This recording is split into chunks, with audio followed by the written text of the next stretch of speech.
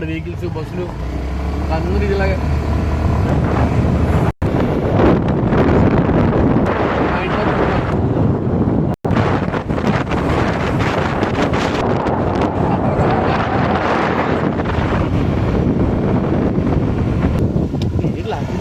Raj rooms ఏంటి ఇది 40 సెంట్లు. ఓకే, ఇది 40 సెంట్లు. ఇది 40. ఓకే, అడ్ రోడ్. ఓకే ఓకే, అడ్ రోడ్ అండి. ఇది అడ్ రోడ్ నక్కపల్లి.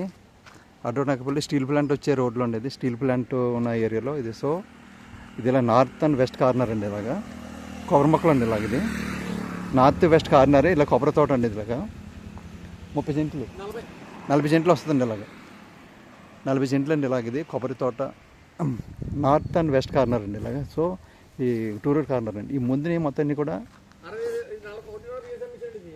ఓకే ఓకే సరే అండి. ఇది 160 చొప్పున అమ్మారట ఇది బిట్ ఇది.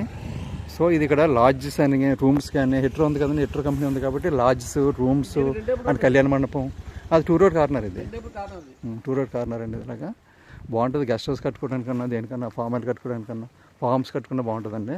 చుట్టుపక్కల కూడా అన్నీ కూడా ముందుని కళ్యాణ మండపం మీకు ఈ వీడియోలో చూసి ఉంటారు. అది కళ్యాణ మండపం, గెస్ట్ హౌస్, లాడ్జ్ రూమ్స్ అన్నీ ఉన్నాయి అన్నమాట. నెక్స్ట్ ఇది డెవలప్ ఏరియా అనమాట. క్రాస్ ఉంటుంది ఏరియా కూడా. ఇది టూ రోడ్ కార్నర్. ఇది 40 సెంట్లు అండి. ఇది 1,50,00,000 చెప్తున్నారండి ఎకరం. అదే సెంటు. ఒక పీస్ఫుల్గా మీరైనా బాగుంటుంది అనమాట. నేను కట్టుకోవడానికి దేనికి బాగుంటుంది.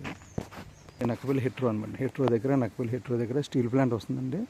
ఆ ముందున వస్తుంది. దీనికి సంబంధం లేదండి. స్టీల్ ప్లాంట్ దీనికి అయితే సంబంధం లేదు. సో మంచి ఏరియా అండి. ఇది క్లాస్ ఏరియా.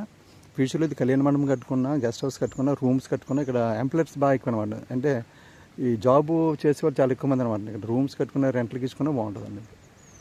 సో ఇది ముందు గుడి ఉందండి. లోపల గుడి ఉంది. లోపల ఊరు ఉందండి. ఇదంతా కూడా లోపల ఊరు ఉంది.